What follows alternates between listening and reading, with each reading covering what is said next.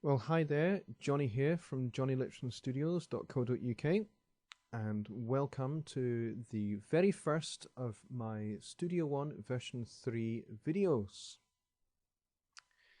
And I have only been operating in Studio One version 3 for maybe about 4 days, and I have to say, my first impressions are that it is absolutely awesome. There is there are so many things you can do to customize Studio One. It's incredible. So I'm going to basically just come and talk to you about some of the first things that have occurred to me that are fantastically brand new and exciting. So the first thing is the overall look of the DAW compared to version 2. Version 2 was sort of like a pale grey and kind of like little flecks of blue here and there, but mostly a grey colour. Well, version 3 is quite shockingly different in that it's much darker. It's a darker shade of grey at the bottom here. And there are lots more sort of blacks and dark browns and all sorts of things going on here that just make it fantastic looking. It's easier on the eye. I've heard some people saying that, and I'm inclined to agree. It is very much easier on the eye. Just looking at it. Now I have the mix window open here. And the other thing that is a massive difference is the channel strips. You can change not just the color of the wee bottom part, this scribble strip, I think they would call it, which corresponds to the color that you've set up in your main view for your track. I mean, this was kind of as it was. You could have these colored. That was fine. But you can have the entire channel strip, the color that you have set up here and here. That is fantastic. Because at a glance, you are able to see what is what. So in a small project like what I have here, that's not such a big deal. It's not such a big issue. But if I have lots of vocal parts, a brass section, lots of guitar parts, lots of keyboard parts, and all sorts of other things going on, then having these colors and having the channel strip colors is fantastically useful, because I can have my vocal tracks all one color, my brass parts all one color, my guitars one color, keyboard, you get the picture. You can have each section a particular color. And then if you would be bus mixing, you can have your buses colored according to each of the instruments that are going into that bus. So if you have all of your vocals in a bus, you can have the bus the same color. And the same for guitars, and the same for whatever other instruments that you might have going on in your mix. And it just makes it fantastically speedy to be able to get from one point to another, to one group to another, one bus to another when you're mixing. It's just a brilliant way to be organized with your mix. Very visual, very visually appealing to people that like to be able to select all of their colors. Now, for all of their colors, have a kaleidoscopic look to your Studio One, which is great. Now, I'm kind of colorblind, so kind of colors don't really affect me quite so much. But I can appreciate the colors. I can appreciate the difference that they have and the impact that they have on different other people, other users. So kind of the overall look is massively different. This colorizing of the channel strips is also massively different, and fantastically so. So those are probably the two really big differences that I have observed using Studio One 3 for just a few days. And I really, really like these. I mean, the workflow in Studio One in version 2 was already outstanding in how quick and how easy it is to be able to get from recording into mixing, into mastering, and then on to be able to release to SoundCloud, which is fully integrated into Studio One. It's, you know, the workflow speed was already there, and all they've done really, in my opinion, is they've made it faster still. It's easier still to get things coming together, and to be able to move through the phases of recording and the production side of things. You just move through everything a lot more quickly with this new look. And there are lots of other things that contribute to making this a lot faster. So I'm going to take you over here to the browser. The browser, anyone familiar with Studio One will immediately notice, is very different. Because previously, your plugins were just listed by name or by vendor, however you had it organized. And if you wanted to find something, yes, it was pretty quick because, you know, the whole drag and drop mentality of Studio One makes things just a lot quicker. Anyway, but now, as you can see, for each plugin there is a thumbnail picture of each one, and that makes everything even faster still. Because instead of looking for the word channel strip, I can see the channel strip and I can just grab it, drag it onto a track. And then I'm dialing in my settings and I'm mixing. There's no pause in the flow between I now need to go to the browser and I need to select a plugin. I need to find the plugin I'm looking for by scrolling down until I find it. Yes, you still have to scroll through, but the fact that you have all of these thumbnails means that you can do it at a glance. As soon as you see it, there you go. You're straight across. And you're dragging it onto a track and you're mixing. It doesn't pause your workflow. And, I think that's fantastic.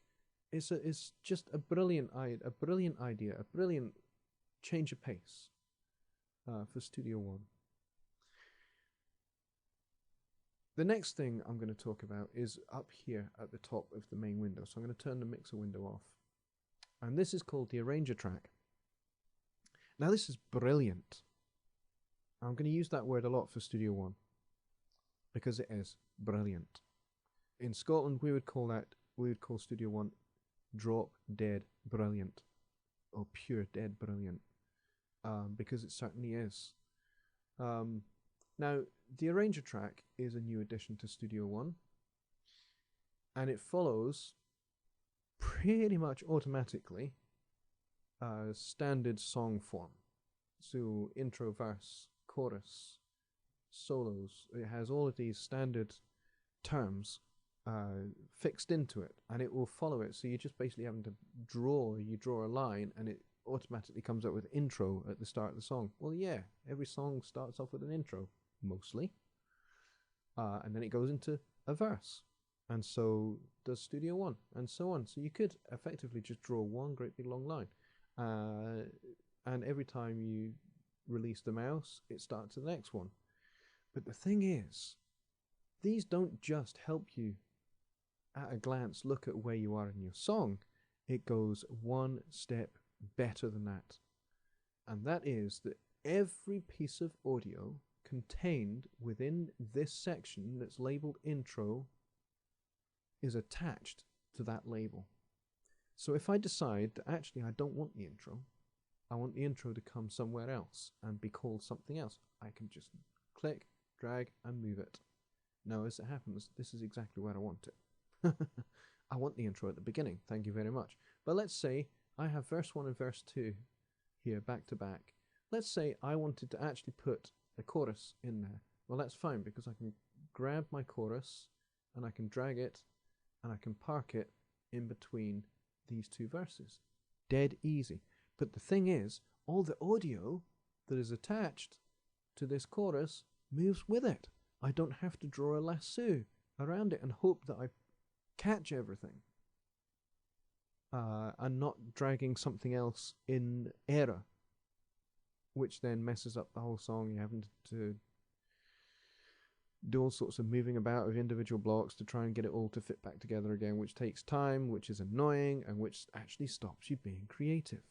All of these things are designed to help you be incredibly creative in Studio One, and to be able to get through what you wanted to get through without interrupting that creative flow. So, fantastically useful arranger tool. Now, before you had somebody is pinging me in Facebook. Sorry about that. And I haven't quite worked out how you turn those sounds off either when I'm doing screen capture. So sorry about that. You still have the marker track, which is what you had before, and you could label where you were in the song, but they were just literally just labels. This is a brilliant step forward. And it just makes organizing my song so much easier. And I haven't even begun to get onto the other great development, which I'm going to have to devote another video to all on its own because it's such a fantastic development, and that is the scratchpad. The scratchpad, where you can play with your sections in your songs, and you can organize them, rearrange them, put different bits in different parts. Like you could say, well, you know what, I like the bass part in the interlude, and it's the same chord changes as the chorus, so why don't I just put that in the chorus and have the same bass part? You can do all of that in scratchpad, and then once you're happy with everything, you can just plop it back into the main song page, and the two basically sit side by side in this main arrangement page here. I think they call this the arranger view, I think. And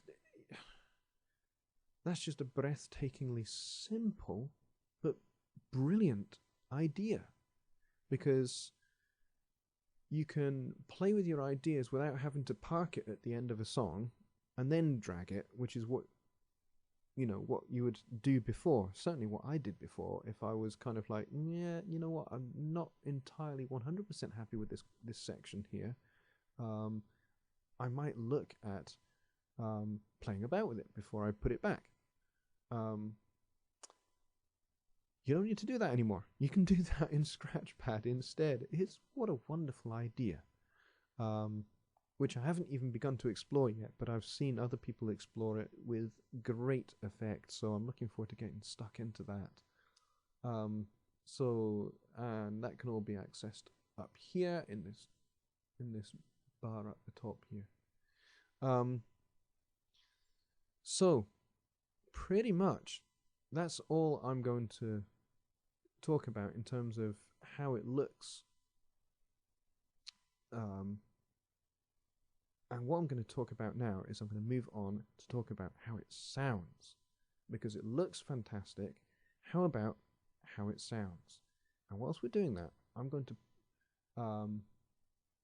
just point something else out that is a small change that's incredibly helpful. If I can get it to work. I might not be able to get it to work, but I will try. So anyway, here is the song that I have loaded up here. Have a listen.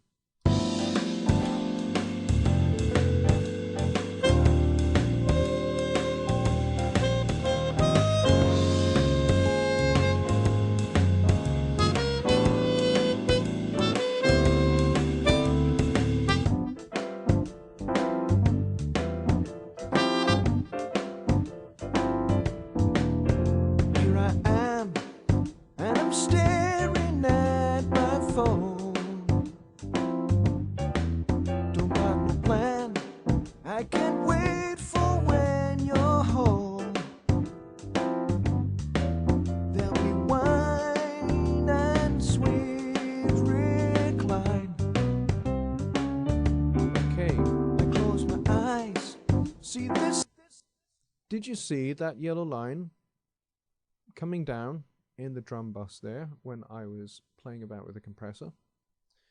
Yes, you get a gain reduction meter in the main metering in your channel.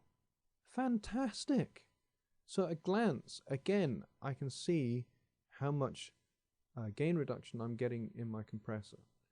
Even without this kind of in its expand mode, if I was to collapse that, because let's say I have lots and lots of plugins and you can't have them all open expanded like that, well, I'd be able to see at a glance where I'm at in terms of compression. How much gain reduction am I getting? That's just a great idea. Now, from what I'm told, at the moment this only works with the Studio One stock compressor. I don't think it works with third-party plugins at the moment, but I'm sure that that's perhaps an update that will come in the foreseeable future. So the audio engine sounds fantastic. It's incredibly accurate, I think, which again makes mixing really, really easy and a lot better. Again, another feature here that makes mixing easier, and that's what you can do with the channel strips. You can stretch them, which is very handy if you're wanting to make small incremental changes in your fader position. You only want to move it perhaps the tiniest hair. Well, when you've got this parked down here at its shortest, that tiny, you move the fader a tiny amount and you're going to get a massive change here. That's a bit of a pain. So what we want to be able to do is to be able to stretch this out all the way up to the top, and now look at that. We can move this fader just the tiniest hair of an amount, and we can see what we're doing here in terms of the location. That's a fantastic little thing that they've thought about. They've really thought this through. They've thought all of these little changes through that will speed up your workflow, that will make your work more accurate at the same time. What a brilliant DAW Studio One version 3 is. So as I say, I've only had it for maybe 3 or 4 days, and I'm really looking forward to getting stuck into some of the projects that I've got lined up over the course of the next few weeks and the next couple of months. I've got lots and lots of productions lined up, mixing, mastering, some recording as well. And I think Studio One version 3 is just going to speed everything up, which is fantastic. So on that note, that's it from me for this video. There will be others that I will do where I will explore some of the other features like the scratchpad, like I mentioned earlier.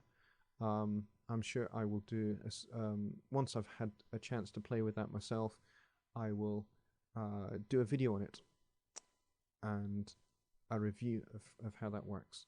So in the meantime, thanks for watching, thanks for listening. I hope you found this useful and informative, and I'll see you on the next video. Bye for now.